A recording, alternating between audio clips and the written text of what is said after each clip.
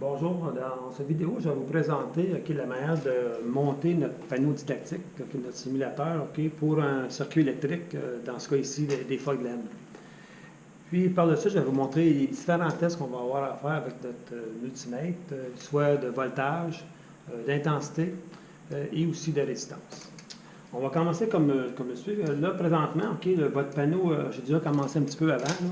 On a déjà branché les solenoid relais et la key switch. Regardez, on a branché en passant par la borne B+, ici, on a alimenté notre key switch.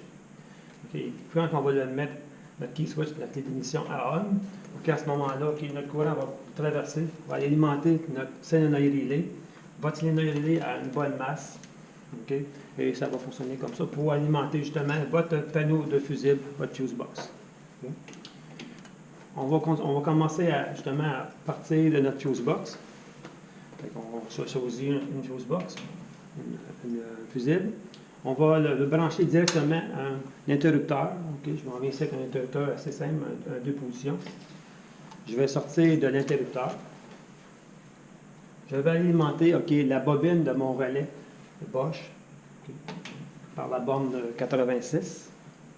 Par la suite, pour que ma borne fonctionne, pour que la bobine fonctionne, il faut que j'aille chercher une bonne masse. La masse, je vais la brancher sur mon panneau, côté gramme. Sur le panneau didactique, vous avez deux places de la masse, cette partie ici et puis la partie qui est ici. Par la suite, je vais alimenter ma borne 30, la borne en attente de mon courant, la borne 30, qui est juste ici. Et je vais la brancher directement à une autre fusible. La borne 30, quand que notre bobine va fonctionner, quand on voit un courant, le contacteur va bouger, va aller en contact directement avec la borne 87. On va partir le courant directement de la borne 87. Et de là, on va alimenter nos deux fog lamps, nos phares anti-brouillard.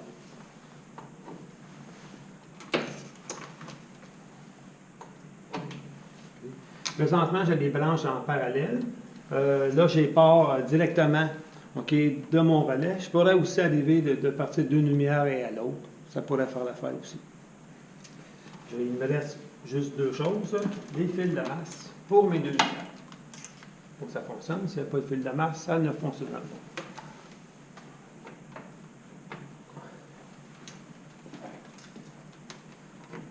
Vos deux fils de masse sont branchés. Regardez, je vais activer mon panneau. Vous allez voir la petite lumière rouge allumée. On a du courant dans le panneau, ça représente la batterie. Je mets mon interrupteur qui switch à on, qui est ignition à on. J'active mon interrupteur et le fog lamp allume.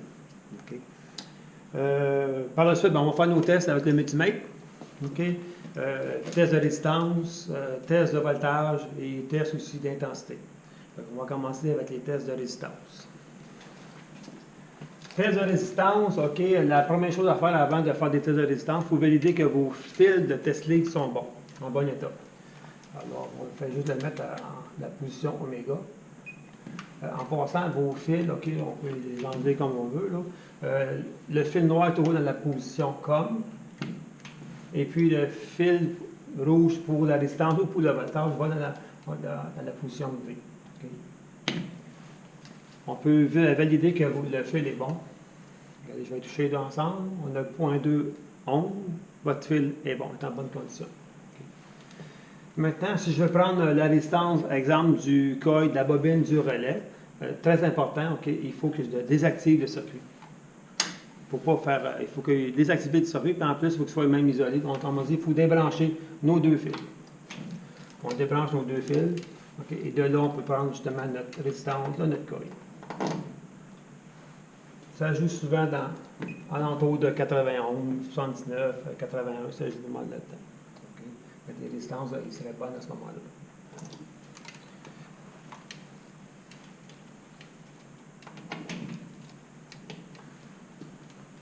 Le prochain test qu'on va faire, c'est l'intensité. L'intensité, avant de commencer à faire le test d'intensité, c'est très important. Il faut que on valide que le fusible de l'ampèremètre est en bon état. La meilleure, c'est de le mettre à ohm, oméga. et de mettre votre test rouge, OK, dans la cavité A, ampère, 10 ampères. On a 0.2, 1 ohm, votre fusible est en bon état. On peut procéder justement à votre vérification. On va changer votre test de rouge dans la cavité directement, cavité A, 10 ampères. Et moi, souvent, qu'est-ce que je fais? Tout de suite, quand je suis rendu là, je vais le boost, parce que je veux prendre l'ampérage, je le boost tout de suite à la position ampérage DC. On va prendre l'intensité du fog lamp gauche. On m'a dit qu'est-ce qu'on peut faire en premier, mais il faut débrancher. On pourrait le prendre par la masse, on pourrait le prendre par le positif. L'important, c'est qu'on identifie le bon lumière à valider. Je vais débrancher ici l'arrivée de courant qui va alimenter la fog lamp. Le fil, testé de rouge directement dessus avec mes doigts. Aucun problème. On ne parle pas de résistance, on parle d'ampérage. Le courant va passer par le testé de rouge. Va se faire examiner par notre multimètre. Va ressortir par notre fil noir. On va compléter le circuit. Il n'est pas que c'est un circuit en série quand on branche un ampèremètre. L'ampèremètre est bien placé, ma key switch est à on. Je fais juste activer mon circuit. Et vous allez voir justement, on prend un ampérage, le 4.5. Quand j'ai fini mon ampérage, on ferme notre circuit assez rapidement. Et on va fermer notre multimètre en position off. Et on peut remettre notre circuit en position de branche. On peut l'activer, voir si ça fonctionne. C'est bien beau. On va faire nos tests un peu semblables. On va prendre la résistance du coil, pas la résistance, excusez-moi. On va prendre l'intensité du coil du même circuit. C'est un peu la même chose. Je vais arriver et puis on va encore vérifier le fusible. À tous les fois, on valide le fusible. 0.2, excellent. On ferme notre multimètre. On le replace en position ampérage. L'arrivée du courant va être directement sur la pin 86 du relais. On va le débrancher. Encore une fois, le courant arrive dans notre test lead rouge. On rentre dans le multimètre, on ressort par le fil noir. On vient compléter le circuit. On est tout prêt pour l'installation. Tout, c'est beau. On active. On a notre mesure, c'est 0.16 ampères. C'est sûr qu'on parle d'un coil de relais, c'est pas vraiment élevé. Un coup qu'on a fini, on ferme le circuit, on ferme le multimètre et on replace en position initiale. On peut tout le temps valider que ça fonctionne encore par la suite. Souvent, je vais replacer les test leads en position de voltage, parce que souvent, quand vous allez faire de l'ampérage, vous avez sûrement du voltage que vous allez faire après. Bon, là, il nous reste les tests de voltage. Vous avez qualité de la masse comme test.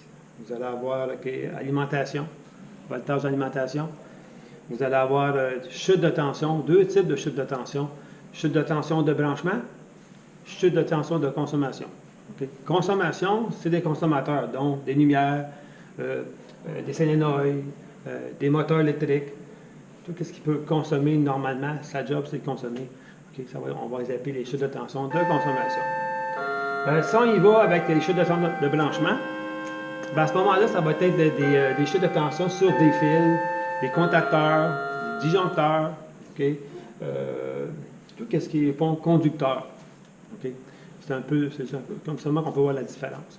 On va avoir des mesures très différentes. Très différentes à ce moment-là. Après ça, on va commencer par les chutes de tension justement de consommation. Consommation, il faut qu'on active le circuit, bien important. Et dans les deux cas, il faut activer aussi le circuit. On va activer le circuit des fog lamps.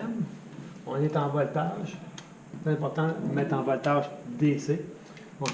Si je vous dis une chute de tension du fog lamp gauche, regardez, on va mettre la test rouge directement à l'arrivée du courant et à la sortie. Regardez les 12 volts là-dessus. Donc, c'est la consommation de notre fog lamp gauche. Si je change de position à droite, ça va être un peu la même chose, mais c'est une autre unité. J'étais à côté, excusez-moi. Bon, là, on a pratiquement la même chose, OK, 12 volts. Si, OK, je veux prendre la chute de tension de mon coil de mon relais Bosch, la même affaire, je vais m'en venir ici. OK. Là, on va avoir 13 volts. Le voltage est différent, le voltage est plus bas ou plus haut selon le circuit. OK, on a 13 volts ici. Vous avez remarqué que les deux chutes de tension que j'ai pris, c'est des chutes de tension qu'on a du voltage, c'est des consommateurs. Okay. Là, on va prendre des chutes de tension de branchement. Okay. Puis de branchement, qui est la spécification. Pour un contacteur, c'est 1 volt. Pas 1 volt, 0.1 volt, excusez-moi. 0.1 volt. Pour okay, un fil complet, le circuit complet, 0.5 volts. Pour un petit bout de fil un peu moyen entre les deux, on pourrait dire 0.2 volts. Okay. On va y aller avec un chute de tension okay, de vos contacteurs pas solénoïde relais, mais du relais Bosch. Bon, on active tout le temps le circuit. Le circuit, présentement, il est activé. On va le placer, on est bien placé, on va allumer la lumière pour que vous voyez. L'entrée du courant, elle est ici. Tout le temps, vous positionnez votre test de rouge pour le sens du courant. On a 0.3 volts. 0.3 volts, en principe, ça doit être 0.1, donc on avait des petits problèmes. Regardez, si j'inverse la polarité, qu'est-ce qui arrive? On va encore avoir le même chiffre. Moins 0.32. Moi, je vous dis que si vous inversez la polarité, pour moi, c'est une erreur. Okay? Parce que dans plusieurs diagnostics, okay, ça va être faussé. Des fois, vous avez l'ajout d'une diode, et à ce moment-là, vous n'allez rien voir. Okay? C'est important de tout le temps garder la bonne polarité. Si je veux prendre la chute de tension okay, de la masse, de mon circuit de masse, okay, bien, je vais en aller directement. OK, je m'en vais ici, par exemple, si je parle du fog lamp gauche, directement ici, à ma masse, directement, de la batterie. Regardez, j'ai, OK, 0.2 volts. Okay. L'aspect, c'est 0.5, donc c'est bon. Si je veux prendre une chute de tension de l'alimentation de mon fog lamp droit à gauche, c'est-à-dire, encore, je vais partir de la batterie. Okay. Et on va directement à la lumière. On a un vol. Moi, je sais que les fils commencent à chauffer, okay, parce que ça tire quand même assez d'ampérage. Les fils sur le circuit sont bons pour 15 ampères, tolérance. On est proche de leur limite. Les chutes de tension de branchement, c'est pas mal comme ça. Okay? Tout le temps avec seulement du câblage. Okay? Ou des interrupteurs. Dans ce qui on pourrait même le faire sur la key switch, la switch d'ignition. L'arrivée est ici, la sortie est là. Regardez comment on a. Alors, on a 0.04. À 0.04, je pourrais dire que c'est bon. Maintenant, il reste un dernier test. Okay, on a fait les chutes de tension de branchement, chutes de tension de consommation. Il vous reste la qualité de la masse. Qualité de la masse, on veut savoir si le fil est bon. Okay, on veut savoir si c'est courant ou si c'est l'accessoire. Okay, vous allez voir, c'est un peu différent comme méthode. On va brancher notre testeuse rouge directement à la B+, la batterie, et on va se rendre à l'accessoire selon la demande. Si je demande qualité de la masse de mon fog lamp gauche, on reste autant en voltage, on s'en vient ici directement là. Okay. Là, on va avoir, attendez, qualité de la masse, on s'en vient ici à gauche. Là, on a 13 volts. Okay. Voyez-vous, le 13 volts, autrement dit, ça nous dit qu'il faudra avoir le voltage de la batterie. Je m'en viens directement à la batterie ici. Là, ça comme la batterie. On a 13 volts aussi. 13.3, tandis que là, on a 1.3 de différence. Là. Mais je peux vous dire que la masse est bonne sur ce circuit-là. C'était tous les tests que vous avez à faire dans votre, au niveau de la formation de l'électricité de base. Merci beaucoup. GoPro, arrêtez la vidéo.